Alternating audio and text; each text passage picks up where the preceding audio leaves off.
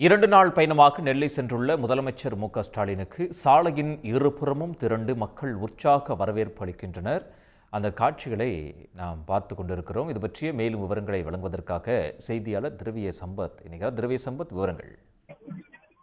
நெல்லை மாவட்டத்தில் 2 நாள் நடக்கக்கூடிய அந்த பல்வேறு நிகழ்ச்சிகளில் பங்கேற்பதற்காக தமிழக முதலமைச்சர் திரு ஸ்டாலின் அவர்கள் இன்று காலை தற்பொழுது சென்னையில் இருந்து தூத்துக்குடி விமான நிலையத்திற்கு வந்திருந்து அங்கிருந்து சாலை மார்க்கமாக தூத்துக்குடியிலிருந்து நெல்லை மாவட்டத்திற்கு வருகிறார். தற்பொழுது 2வது இடத்தில் வரவேற்பு கொடுக்கக்கூடிய இடமான அந்த கேடிசி நகர் பகுதியிலே தொண்டர்கள் இருபுறமுமே உற்சாக வரவேற்பு அளிப்பதற்காக காத்துக் கொண்டிருந்தனர். தொண்டர்களை பார்த்த உடனே அந்த தமிழக முதலமைச்சர் திரு ஸ்டாலின் அவர்கள் காரில் இருந்தபடி கையெழுத்து வந்திருந்தார். இவர்களின் உற்சாகத்தை பார்த்த உடனே உடனடியாக காரில் இருந்து கீழே இறங்கி அந்த இருபுறமும் நின்று கொண்டிருந்த தொண்டர்களிடம் கையை கொடுத்து அவர்கள் கை குலுக்கி வாழ்த்தி வழி அனுப்பி வைத்தார்கள்.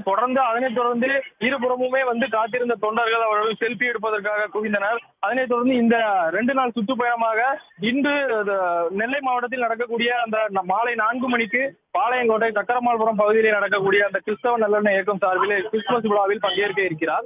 அதனைத் தொடர்ந்து இரவு 7:45 மணிக்கு பொருணை அருங்காட்சியகத்தை திறந்து வைப்பதற்காக செல்கிறார். இந்த நிகழ்ச்சிகளில் முடிவடைந்து உடனே சிறப்பு விருந்தினர் மாளிகைக்கு ஓய்வெடுப்பதற்காக வருகிறார். அதனைத் தொடர்ந்து அடுத்த நாள் காலையிலே 10 மணிக்கு நெல்லை அரசு மருத்துவக் கல்லூரி மருத்துவமனை வளாகத்திற்குள்ளே அமைக்கப்பட்டிருக்கக்கூடிய அந்த அரசு நலத்திட்ட உதவிகளில் வழங்கக்கூடிய நிகழ்ச்சியில் பங்கேற்கிறார். அந்த நிகழ்ச்சியிலே 44,000 பேர் பயனாளிகளுக்கு நலத்திட்ட உதவிகள் வழங்கப்பட இருக்கிறது.